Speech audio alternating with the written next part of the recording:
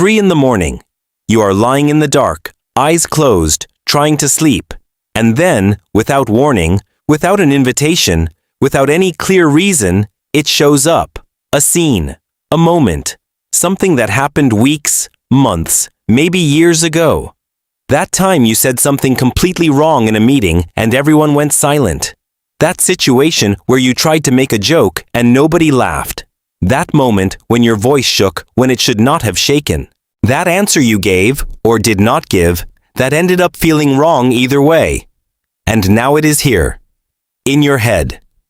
With a sharpness that good memories rarely have. You relive it. You analyze it. You think about what you should have said. You think about how the person on the other side interpreted it. You think about who else was there and what they thought. You build alternate versions of how it could have gone differently. And the more you try to stop it, the stronger it gets. You know it is irrational. You know that probably no one else even remembers it. You know that at 3 in the morning, the mind distorts everything. And even so, the loop keeps going. Most people call this anxiety. Rumination. Negative thinking that needs to be controlled. But there is a deeper explanation for what is happening during those silent hours. Because your brain is not punishing you. It is not making you suffer for no reason. It is not failing in any way. It is running, at 3 in the morning, a social review protocol that was one of the most important mechanisms for the survival of our species. The only problem is that you are trying to sleep, and it still has not gotten that message. Come back with me to a world where a social mistake was not just embarrassing. It was dangerous. Not in an abstract way. In a real, immediate way, with consequences that could last for years inside the only group of people your survival completely depended on. Your ancestor lived in a small group, the same 30, 40, 50 people every day with no exception. There was no way to avoid someone you had tension with. There was no way to start over somewhere else. There was no way to leave the group and join another one where nobody knew you. The group was the world, and your position inside it was everything. Now imagine what happened when your ancestor made a social mistake inside that group. They said something that offended someone with high status. They acted in a way that was seen as disloyal. They failed in a moment when the group expected them to contribute. They showed weakness in a situation where strength was needed. That moment did not disappear the next day. It was not forgotten over time the same way it would be in the modern world. It entered the group's collective memory. It affected how each member saw you. It influenced decisions about resources, about trust, about who would be chosen for important positions inside the tribal hierarchy. And the ancestor who did not process that mistake deeply enough, who did not analyze what had happened, who did not understand exactly what they had done wrong and how to fix it, that ancestor was taking a real risk, because without that analysis, they would probably repeat the mistake. And each repetition slowly weakened their position inside the group. But the ancestor who replayed the moment carefully, who analyzed every detail, who understood the expressions of the people who were there, what each reaction meant, what they should have done differently, that ancestor was preparing not to make the same mistake again. They were, essentially, training future social behavior by using the past mistake as study material. And the brain developed a specific system to make sure that analysis happened deeply enough. A system that revisited moments of social error again and again. That made them vivid and emotionally intense so they would not be dismissed as irrelevant. That created the discomfort needed to keep the processing active until some useful conclusion was reached. Not as punishment, as forced learning. And this system had a preferred time to operate. Not during the day, when attention was scattered between many demands from the environment. Not during the hunt, where focus needed to stay on the immediate present. But during moments of stillness, when the outside world became quiet. When there was nothing else competing for attention. During the night, the reason embarrassing memories show up so strongly exactly when you are trying to sleep is not random. And it is not a cruel coincidence. It is a mechanism with a very precise internal logic. It works like this. First step, The human brain has a social processing system that operates continuously, constantly evaluating past and present interactions in search of information that is relevant for maintaining status and bonds within the group. This system was identified and studied in detail by neuroscientist Matthew Lieberman from the University of California, Los Angeles, in his work on what he calls the social brain. Lieberman discovered something that seemed paradoxical at first. When the brain is not actively engaged in any specific task, when you are in resting mode, the region that becomes more active is not a resting region in the conventional sense. It is the default mode network, and one of the central functions of this network is to process information about social interactions, relationships with other people, and the position of the self within the social context. In other words, when you stop doing anything specific, the brain does not rest from social matters. It starts processing them more deeply. And here is the connection with 3 in the morning. When you are trying to sleep, when the outside environment becomes quiet, when there are no more tasks, screens, conversations, or stimuli competing for your attention, the default mode network gets more space to operate with less interference than it has during the day. And it uses that space to do exactly what it was built to do: process unfinished social matters. Second step. But why specifically embarrassing memories? Why not positive memories, moments of social success, interactions that went well? The answer involves a mechanism we have already explored in other contexts, but here it operates with a very specific purpose.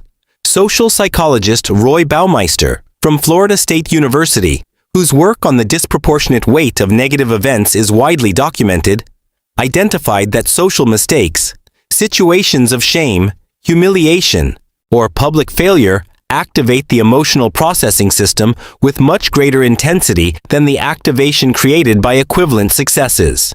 Not because the brain is naturally pessimistic, but because the imbalance of consequences in the ancestral environment was real and significant.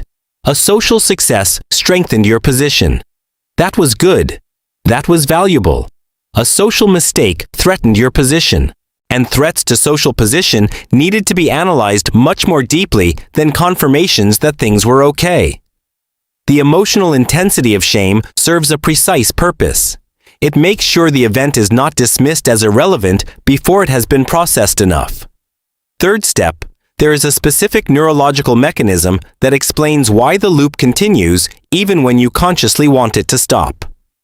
Neuroscientist Joseph Ledoux from New York University, whose mapping of fear circuits and emotional processing is a central reference in the field, documented that memories with a strong negative emotional charge are stored in a structurally different way from neutral memories. They become more accessible. They are activated by a larger number of different triggers. And every time they are accessed, they go through a process of reconsolidation, where they can potentially be reinforced and integrated with new information. The nighttime loop is not a failure of the memory system. It is the system working with maximum efficiency toward a specific goal, making sure that important social information stays available and processed. The problem is that the system does not have a clear internal standard for knowing when the processing is complete.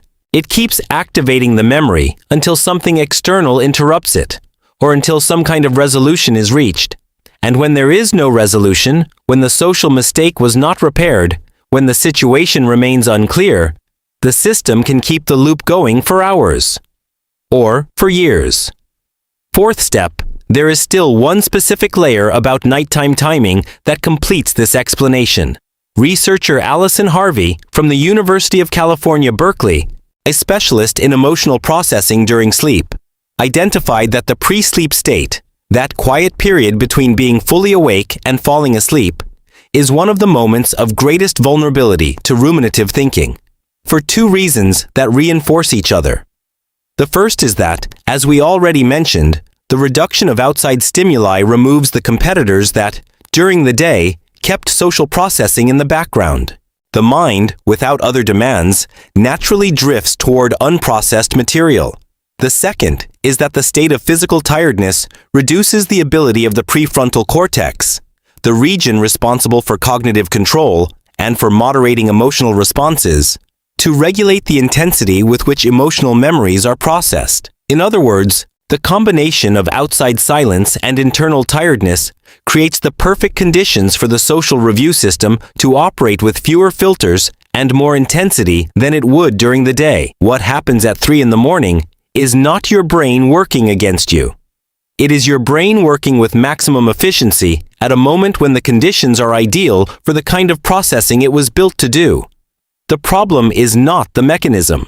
It is that the modern world has created a context where this mechanism produces suffering without producing the learning that was its original purpose. And this is where everything starts to make sense when you look at what today's world has done to this system. This system worked perfectly. In an environment where social mistakes had long-lasting consequences inside a small, closed group, where processing those mistakes with real depth led to behavior adjustments that protected the person's position. A mechanism that revisited embarrassing memories with intensity and persistence was producing a concrete and valuable result. Nighttime rumination was uncomfortable, but it was useful. Then everything changed, and the brain never got the update. The modern world changed the nature of social mistakes in a way that the old system simply cannot process properly. In the Ancestral group, a social mistake happened in front of people you knew deeply and would continue living with. There was shared context. There was history. There was a real possibility of direct repair, of explanation, of showing change through future behavior. The nighttime review loop made sense because there was something concrete to do with what it produced. The analysis of the mistake led to a behavior adjustment that the same people would witness in practice. Now think about modern social mistakes. An inappropriate answer in a virtual meeting with people you may never see in person again. A comment that did not come out the way you planned in a one-time social situation. An online post that created an unexpected reaction from people you barely know. The review system is activated with the same intensity. The nighttime loop begins with the same persistence. The analysis goes deeper with the same rigor. But here is the fundamental problem the modern world has created. For most of these modern mistakes, there is nothing concrete that nighttime analysis can produce that is actually usable. The meeting is already over. The people have already left. The interaction has already passed. And even if you reach the perfect conclusion about what you should have said, there is no context where you can apply that conclusion with the same people, at a moment where it still matters. The system keeps processing. It keeps analyzing. It keeps the memory vivid and emotionally intense. But without the original target this processing was built for. Imagine the scene in split screen. On one side, the ancestor mentally revisiting a social mistake made with members of their own group. The processing is intense. But they will see those people tomorrow. And after that. And the nighttime analysis will produce behavior adjustments that will have real and observable consequences for people who matter in their concrete life. On the other side, you at 3 in the morning revisiting that meeting from 6 months ago with people you never saw again. Or that social situation from 2 years ago that probably no one else remembers. The same intense processing. The same persistence of the loop. But with no target. No concrete application possible. No place for the result of the analysis to go. And the modern world added yet another element that amplifies the problem in a very specific way. The scale of potential social mistakes. In the Ancestral group, a mistake happened in front of dozens of people. The maximum impact of the mistake was limited by the size of the group. In the digital world, a mistake can happen in front of hundreds, thousands, sometimes many more people at the same time. A misunderstood post. A public statement that spread in an unexpected way. An interaction recorded and shared out of context. The social review system was calibrated to process mistakes with an impact of dozens of people. When the potential impact is multiplied by orders of magnitude, the system responds in the same proportion. With longer loops, with greater intensity, with persistence that can last far beyond what any nighttime processing could reasonably solve. There is still one final dimension worth understanding. In the ancestral world, there was a natural limit to how many social mistakes could happen within a certain period. Interactions were in person, often with the same people, and there was a natural rhythm of resolution and continuity. In the modern world, the number of potentially meaningful social interactions, and therefore the number of potential social mistakes the system needs to process, is much greater than any nighttime review system was built to handle. The result is a backlog, a line of embarrassing memories that have not been fully processed, which the system keeps trying to review one by one during the silent hours of the night. And the line rarely becomes empty. So what changes when you understand all of this? The first thing is to fundamentally change the relationship you have with the nighttime loop when it appears. It is not your brain punishing you. It is not meaningless anxiety. It is not a sign that you are overly sensitive or that you have a problem with self-criticism that needs to be solved with willpower. It is a social review system running a processing protocol that was extremely valuable for hundreds of thousands of years. The system is not wrong. It just does not know that the context has changed, and there is something concrete that this understanding allows you to do. Something different from simply trying to suppress the thoughts or distract yourself from them. Educational psychologist and researcher Kristin Neff from the University of Texas, whose work on self-compassion as a functional mechanism, not as self-indulgence, is widely documented, identified that one of the most effective ways to interrupt the ruminative loop is not to challenge the thoughts or try to replace them with positive thoughts. It is to recognize what the system is trying to do. When the embarrassing memory appears at 3 in the morning, instead of fighting a battle with it and trying to force it out, you can do something different. Recognize this. My social review system is active. It found a memory that it classified as important to process. It is doing its job. And then ask a simple question. Is there anything concrete and usable that this analysis can produce right now? If the answer is yes, if there is a real possible action, a conversation to have, a situation to repair, something tangible that can be done, you write it down, literally, on paper, on your phone, anywhere that lets the thought leave your head and go somewhere external where it can be found in the morning. Research on what psychologists call cognitive offloading shows that externalizing a worry, placing it somewhere outside the mind, significantly reduces the system's tendency to keep processing that item during the night. The brain seems to understand, on some level, that the information is safe and no longer needs to be kept active. If the answer is no, if there is nothing concrete that can be done with the result of the analysis, because the event has passed, because the people involved are no longer part of your life, because the context no longer exists, then you have an important piece of information. The loop is not producing learning. It is producing processing in emptiness. And naming this, explicitly recognizing that the system is working without a target, can create enough distance for the intensity to decrease. Not instantly. Not always. But more often than the strategy of trying to force the thought to stop, which paradoxically tends to make it stronger. And the last thing worth keeping from this conversation is maybe the most important one. The fact that your brain revisits your social mistakes with such intensity does not mean you are weak. It does not mean you have problems with self-criticism that other people do not have. It means you have a social bond maintenance system so sophisticated and so well built that it keeps working hours after the situation ended, trying to make sure you do not make the same mistake again. It is a system that cares deeply about how you are seen by the people around you.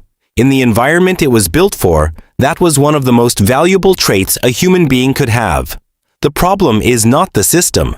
It is that it still does not know how to tell the difference between a mistake that will matter tomorrow and a mistake the world has already forgotten. Your brain is not torturing you at 3 in the morning. It is trying to protect you. Using very old tools. In a world that has completely changed the rules. If this video made you see your own brain in a different way, leave a like and subscribe to the channel. Because in the next videos, we are going to keep revealing the ancient mechanisms that still silently control the decisions you make every day. There is much more coming, and the next one will surprise you. I will see you there.